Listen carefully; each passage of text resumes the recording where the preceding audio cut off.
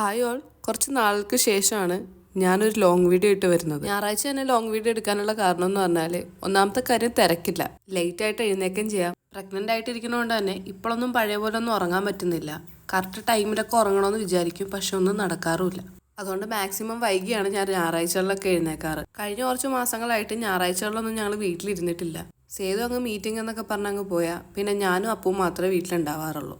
അതുകൊണ്ട് കഴിഞ്ഞ സൺഡേ തന്നെ ഞങ്ങൾ പ്ലാൻ ചെയ്തിട്ടുണ്ടായി, അടുത്ത സൺഡേ ഒരു പരിപാടിയും ഇല്ല, പുറത്തൊന്നും പോകുന്നില്ല, വീട്ടിൽ തന്നെ ഇരുന്ന് നമുക്ക് ഇഷ്ടമുള്ള ഫുഡൊക്കെ വെച്ച് ഇരിക്കാം. ഇന്നലെ വൈകുന്നേരം ഒന്ന് പുറത്തു പോയപ്പോൾ കുറച്ച് ആവശ്യമുള്ള പച്ചക്കറിയൊക്കെ വാങ്ങിച്ചിട്ടുണ്ടായിരുന്നു. അത് അതേപോലെ തന്നെ വെച്ചിട്ട് പോയി കിടന്ന് ഉറങ്ങിയതാണ്. ആദ്യം നമുക്ക് ചായക്ക് പാല് വെക്കാം, അതൊന്ന് തിളച്ചു വരുന്ന സമയത്തിന് നമുക്ക് പച്ചക്കറിയൊക്കെ കഴുകിയെടുക്കാമല്ലോ, ഇല്ലെങ്കിൽ പിന്നെയും ലേറ്റ് ആവും. ഇപ്പം തന്നെ ഏകദേശം ഒരു 9 o'clock ആയിട്ടുണ്ട്. എനിക്ക് മാത്രമേ ചായ എടുക്കുന്നുള്ളൂ, അതുങ്ങൾ രണ്ടുപേരും എഴുന്നേറ്റിട്ടില്ല. ചായയല്ല, കോഫിയാണ് വെക്കുന്നത്. രാവിലെ തന്നെ ഒരു കോഫി കുടിച്ച് കഴിഞ്ഞാൽ പിന്നെ 2 മണിക്കൂർ ഞാൻ അങ്ങനെ നടന്നോളും. ഫുഡ് ഉണ്ടാക്കലും പരിപാടിയൊക്കെ ആയിട്ട് പിന്നെ അതിൻ്റെ പുറകേലായിരിക്കും. ശനി ഞായറും സേതുവിന് ഓഫീസിൽ പോകണ്ട. അപ്പോൾ ഏതെങ്കിലും ഒരു ദിവസം സേതു ഫ്രീ ആയിട്ട് ഇരിക്കണ ഏതാണെന്ന് വെച്ചാൽ ആ ദിവസം പോയിട്ട് ഞാൻ ഒരാഴ്ചത്തേക്കുള്ള പച്ചക്കറി വാങ്ങിച്ചുകൊണ്ട് വരും. സാധനങ്ങൾ വാങ്ങാൻ പോണതിന് മുന്നേ ഞാനിങ്ങനെ മീൽ പ്ലാൻ ചെയ്യാറുണ്ട്. അപ്പോൾ നമുക്ക് ഏതൊക്കെ ദിവസം ഏതൊക്കെ വേണമെന്ന് കൺഫ്യൂഷൻ ഇല്ലാതെയും ഭയങ്കര എളുപ്പത്തിൽ നമുക്ക് ചെയ്ത് തീർക്കാൻ പറ്റും. ഇല്ലെങ്കിൽ നമ്മൾ കടയിൽ പോയിട്ട് വെറുതെ സാധനങ്ങൾ വാങ്ങിച്ച് കൂട്ടി വെക്കാന്നല്ലാതെ അത് അടുത്ത ആഴ്ച കഴിയുമ്പോഴത്തേനും ചീത്തയായി പോവുകയും ചെയ്യും. ഞാൻ എങ്ങനെയാണ് എൻ്റെ മീൽ പ്ലാനർ ചെയ്യുന്നതെന്ന് ഞാൻ ഒരു ലോങ് വീഡിയോ ആയിട്ട് നിങ്ങളുടെ അടുത്ത് ഷെയർ ചെയ്യാം. ബാംഗ്ലൂർ വന്ന തുടക്കത്തിൽ ഞങ്ങൾ മാർക്കറ്റിൽ പോയാണ് സാധനങ്ങൾ വാങ്ങാറ്. അപ്പോൾ എന്ത് ചെയ്യും, കുറേ സാധനങ്ങൾ അങ്ങ് വാങ്ങിച്ച് കൂട്ടും, ഇത്ര കിലോ കണക്കിനൊക്കെ വാങ്ങിച്ചു വെച്ച് കഴിഞ്ഞാൽ ഒരു മാസത്തൊക്കെ ഉള്ളത് ഉണ്ടാവും. അതിലെ പലതും മാസം അവസാനം വരെ ഒന്നും ഇരിക്കാറില്ല, ചീത്തയെ പോകാറേ ഉള്ളൂ.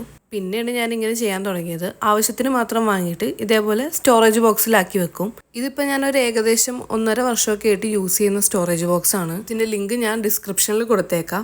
ക്യാരറ്റ് സ്റ്റോർ ചെയ്യുമ്പോൾ ഇതേപോലെ കഴുകിയിട്ട് നല്ല വെള്ളത്തിലിട്ട് വെച്ച് കഴിഞ്ഞാൽ ഒരു മാസത്തോളം ഫ്രഷ് ആയിട്ടിരിക്കും. കഴിഞ്ഞ കുറച്ച് മാസങ്ങളായിട്ടാണ് ഞാനിങ്ങനെ ചെയ്യാൻ തുടങ്ങിയത്. ശരിക്കും ഇത് നല്ല ഫ്രഷ് ആയിട്ട് തന്നെ ഇരിക്കുന്നുണ്ട്. കൂടുതൽ റൈസൊക്കെ വെക്കാൻ പറ്റുന്ന പച്ചക്കറികളാണ് ഞാൻ ഇപ്പോൾ കൂടുതലും വാങ്ങിയിട്ടുള്ളത്. ഓരോന്നായിട്ടെല്ലാം കഴുകി വൃത്തിയാക്കി വെള്ളമൊക്കെ കളഞ്ഞിട്ട് വേണം നമുക്ക് സ്റ്റോർ ചെയ്ത് വെക്കാൻ. വെള്ളിയാഴ്ചകളിലാണ് ഞാൻ സാധാരണ ഫ്രിഡ്ജ് ക്ലീൻ ചെയ്യാറുള്ളത്. അപ്പോൾ ശനി ഞായറൊക്കെ ചെയ്യുമ്പോൾ നമ്മൾ പച്ചക്കറി വാങ്ങിച്ചുകൊണ്ട് വരുമ്പോൾ സാധനങ്ങളൊക്കെ വേഗം അടുക്കിപ്പെറുക്കി അങ്ങോട്ട് വെക്കുമ്പോൾ ഭയങ്കര നീറ്റും ക്ലീനും ആയിട്ടിരിക്കുകയും ചെയ്യും. ഇങ്ങനെ പ്ലാനൊക്കെ ചെയ്ത് എല്ലാവരും ചെയ്യണമെന്നില്ല, പക്ഷെ എന്നാലും എനിക്കിതൊക്കെ ചെയ്യുമ്പോഴാണ് ഭയങ്കര തൃപ്തിയായിട്ട് തോന്നാറ്. ഞാനിതൊക്കെ ചെയ്യാൻ നേരം കൊണ്ട് സേതു എഴുന്നേറ്റ് വന്നിട്ടുണ്ടായിരുന്നു. എനിക്കുള്ള ചായയും സേതു എന്തോ പ്രോട്ടീൻ എന്തോ എടുക്കുന്നുണ്ട്, അപ്പോൾ അത് എനിക്ക് മാത്രം ചായ എടുത്താൽ മതി എന്ന് പറഞ്ഞിട്ട് ഞാൻ എൻ്റെ ചായ എടുത്ത് എൻ്റെ സ്ഥിരം സ്ഥലത്ത് പോയി സമാധാനത്തോടെ ചായയും കുടിച്ച് അവിടെ ഇരിക്കുകയാണ്.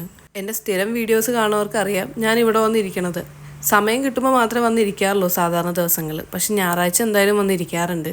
കാരണം അത് ഭയങ്കര ഒരു പീസ്ഫുൾ ആയിട്ടുള്ളൊരു മോർണിംഗ് ആയിരിക്കും എനിക്ക്. ഇനി എത്ര നാൾ ഇങ്ങനെ ഇരിക്കാൻ പറ്റുമെന്നും അറിയില്ല, കാരണം ഡെലിവറി ഡേറ്റ് ഒക്കെ ഇങ്ങ് അടുത്തേ.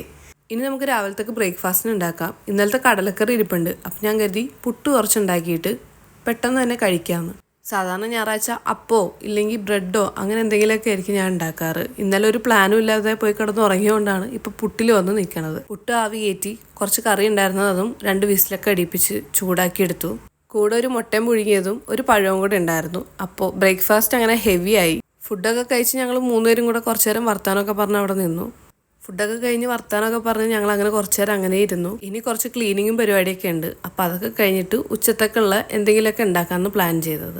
പാത്രം കഴുകിക്കഴിഞ്ഞ് നേരെ കുറച്ച് അലക്കാനുണ്ടായിരുന്നു. ഞാൻ പിന്നെ അതിൻ്റെ പുറകിലായി. അലക്കാനിട്ട് കഴിഞ്ഞാൽ പിന്നെ ഇവന്മാരാരെങ്കിലും നോക്കിക്കോളും. ആ സമയത്തിന് കുറച്ച് ക്ലീനിങ്ങും പരിപാടിയും സെൽഫ് കെയറും അങ്ങനെയൊക്കെ ആയിട്ട് കുറച്ച് നേരം അങ്ങ് പോകും. ഇപ്പോൾ ഉള്ള ചൂടിന് ഈ നേരത്ത് പോയി കുളിക്കണതാണ് നല്ലത്, അതായത് ഈ ഒരു ഉച്ച സമയത്ത്. കഴിഞ്ഞ പ്രാവശ്യം നാട്ടിൽ വന്നപ്പോൾ ചൂട് സഹിക്കാൻ പറ്റാതെയാണ് ഇങ്ങോട്ട് വേഗം ഓടി വന്നത്. ഇവിടെ ആണെങ്കിൽ ഇപ്പോൾ ഒടുക്കത്തെ ചൂടും. കുളിയൊക്കെ കഴിഞ്ഞ് നേരെ അടുക്കളയിൽ കയറിയിട്ട് ബിരിയാണി ഉണ്ടാക്കാനുള്ള പരിപാടി തുടങ്ങി. ഈ വീട്ടിൽ വന്നിട്ട് ആദ്യമായിട്ടാട്ടോ ബിരിയാണി ഇപ്പോൾ ഉണ്ടാക്കുന്നത്. കുളിക്കാൻ പോണതിന് മുന്നേ റൈസും ചിക്കനും വെള്ളത്തിലെടുത്തിട്ടുണ്ടായിരുന്നു. പിന്നെ അതൊക്കെ ക്ലീൻ ചെയ്ത് നേരെ എടുത്തു.